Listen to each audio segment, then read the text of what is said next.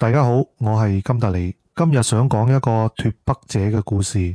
本來一個正常北韓人想移民去第啲國家生活已經好難，但今集故事嘅主角申東赫更加神奇。佢係從北韓惡名昭著嘅14號勞改營逃出嚟嘅。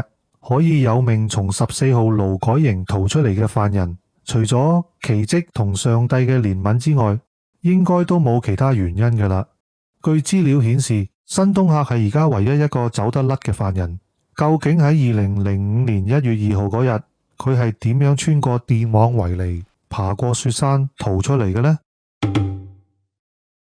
就好似二戰時期德國納粹集中營咁，14號勞改營係一個人間地獄，係北韓金氏家族專門囚禁政治犯嘅地方。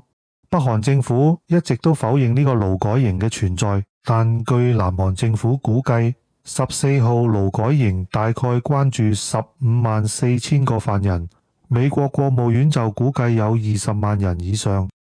除咗14號勞改營，北韓至少仲有5個勞改營，嗰5個勞改營都設有改造區，犯人可以接受糾正教育，只要通過測試，犯人仲有機會獲得釋放。但14號勞改營係完全管制區，喺嗰度嘅犯人被稱為無法改造者，一定要一直做嘢做到死為止。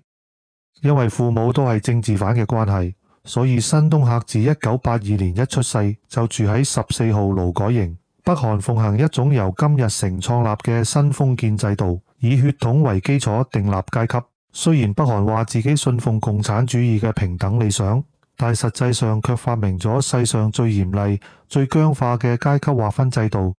申東赫嘅阿爺曾經喺韓戰中做逃兵，所以申東赫個老豆就被定位為反動派賤貨生嘅仔，一世都要喺勞改營做苦工嚟清洗罪孽。而申東赫之所以可以存在，都係因為佢老豆喺勞改營好勤力做嘢，上級就安排咗一個老婆俾佢作為獎勵。勞改營嘅犯人一日做12至14個鐘頭嘢，有耕田、採煤、縫製軍服同埋製造混凝土等等。每日嘅食物係粟米、包心菜同埋鹽等等，基本上係食唔飽，只可以勉強維持生命。勞改營裏面仲有好多規矩，例如唔俾2個以上嘅犯人聚埋一齊，想要攞多啲食物就要檢舉其他犯人。任何逃走嘅人被捉到時，都會公開槍決，而槍決嗰陣，所有犯人都要到現場睇。政府話係機會教育。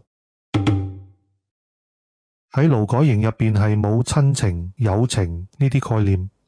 申東赫同阿媽、阿哥同住，阿媽有時會打佢，阿哥就視佢為食物競爭者，守衛1年會俾佢父母同睡5晚。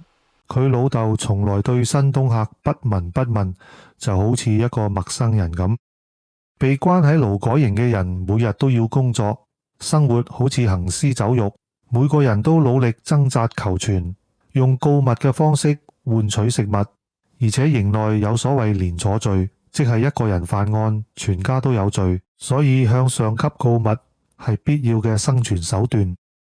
有一晚，申東赫瞓下覺嗰陣，偷聽到阿媽同阿哥商量要逃出勞改營。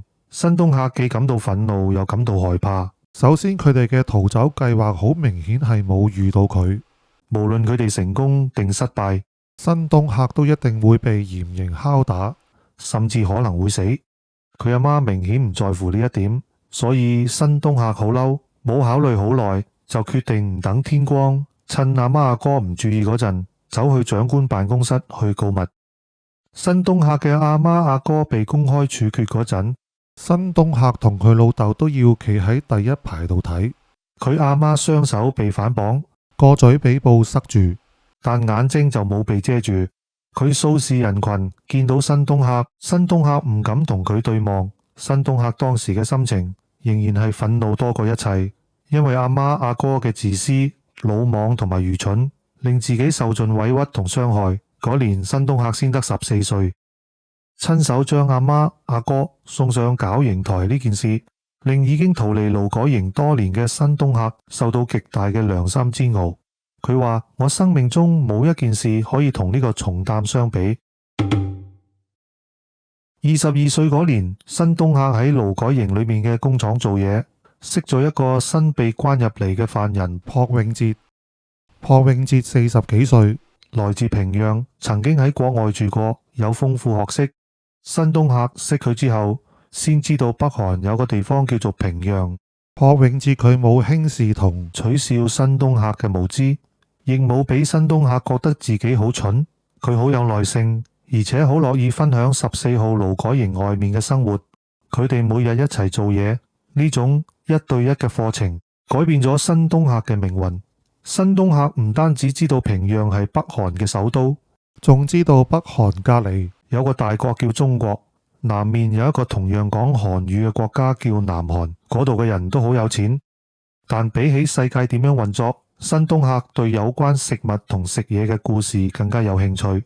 當朴永哲講韓牛燒肉係點樣好味嗰陣，新東赫聽到入神，甚至夜晚瞓唔着。由出世到而家，幾乎每日都係做唔完嘅工作，長期處於肚餓嘅狀態。佢開始幻想一種更好嘅生活。如果可以離開勞改營，就可以想食乜就食乜。喺新東赫心中，自由就係可以食肉嘅另一種講法。本來新東赫應該要告發朴永哲，咁樣佢唔單止可以攞到更多粟米同包菜做獎勵，甚至可以升做級長。級長協助守衛管理犯人，有打其他犯人嘅權力。但係朴永哲講嘅故事實在太吸引人，所以有生以來第一次，新東赫選擇咗唔告密。最重要嘅係，朴永哲俾新東赫開始明白到14號勞改營唔係佢屋企，而係一個令人憎恨嘅牢籠。2004年12月，新東赫終於有咗生平第一次逃亡嘅念頭。但佢猶豫咗好耐，先至敢同朴永哲講出呢個諗法。佢擔心會同阿媽阿哥嘅下場一樣，朴永哲會出賣佢。最後朴永哲冇出賣到佢，仲提出咗一個簡單嘅計劃。新東赫熟悉勞改營，朴永哲熟悉營外嘅世界。新東赫帶朴永哲離開維尼外，朴永哲帶佢一齊去中國。即使50年嚟，從來冇人可以成功逃離14號勞改營。但佢哋仍然好樂觀。2004年除夕，工廠會關閉放假2日，假期之後，新東赫同朴永哲會被分派到山上剪樹同堆柴。佢哋認定嗰時係逃走嘅好時機。除夕放假嗰日，新東赫決定去見老豆最後一面。雖然佢對老豆感到厭惡，但佢知道自己逃離勞改營之後，老豆肯定凶多吉少，所以都想同佢食一餐飯。食飯嗰陣，兩個人冇乜講嘢。新東赫冇表露任何情緒。如果有任何永別嘅跡象，逃亡計劃都可能失敗，因為老豆好有可能會告發佢。2005年1月2號，正係計劃實行嗰日，新東赫同朴永哲同另外20幾個犯人喺山上做嘢。嗰日好凍，仲落緊雪。佢哋計劃等到天色漸暗先行動，因為嗰時守衛比較難以喺雪地追蹤佢哋嘅腳印。我哋跑啦！佢哋兩個不顧一切咁向住鐵絲網圍籬其中一個小缺口跑過去。朴永哲首先到達，當佢跪低想轉出去嗰陣，新東赫見到火花，唔夠幾秒就聞到肉被燒焦嘅味道。朴永哲喐都唔喐，可能已經死咗。但係佢嘅身體重量將底端鐵絲壓咗落去，形成咗一個夠新東赫穿過嘅缺口。新東赫從朋友嘅屍體上爬過去嗰陣，清楚感覺到電流嘅流動。新東赫翻越山谷，一直向下跑，跑咗大約2個鐘，終於見到一啲零散嘅農舍同一座谷倉。當腎上腺素開始消退嗰陣，佢先發現其中一隻腳被灼傷流緊血。新東赫潛入農舍，揾到一套軍服同3條粟米穗，佢狼吞虎咽咁食晒，然後換上軍服。而家第啲人睇唔出佢係逃犯，佢只係一個普通着住爛衫爛鞋、營養不良嘅北韓人。北韓至少有1/3嘅人都係咁嘅樣。新東赫喺北韓流浪咗幾個月，最後靠住偷嚟嘅嘢賄賂邊境守衛，經由圖們江進入中國吉林省。當佢沿住結冰層到達中國邊境嗰陣，轉身望咗佢嘅祖國北韓最後一眼，佢懷疑佢老豆已經喺勞改營入邊死咗。之後佢輾轉去咗北京、成都、杭州做黑市勞工，最後被一個記者帶去上海嘅南韓大使館。喺大使館嘅幫助下，曾經去過美國，最後移居南韓，成為一個活躍嘅人權分子，致力推翻北韓嘅殘暴政權。回顧翻申東赫之所以能夠逃出勞改營，甚至能夠離開北韓，運氣佔咗絕大多數，甚至可以話係一個奇蹟。而同佢一齊逃亡嘅朴永哲就真係唔好彩，佢俾電網電死咗。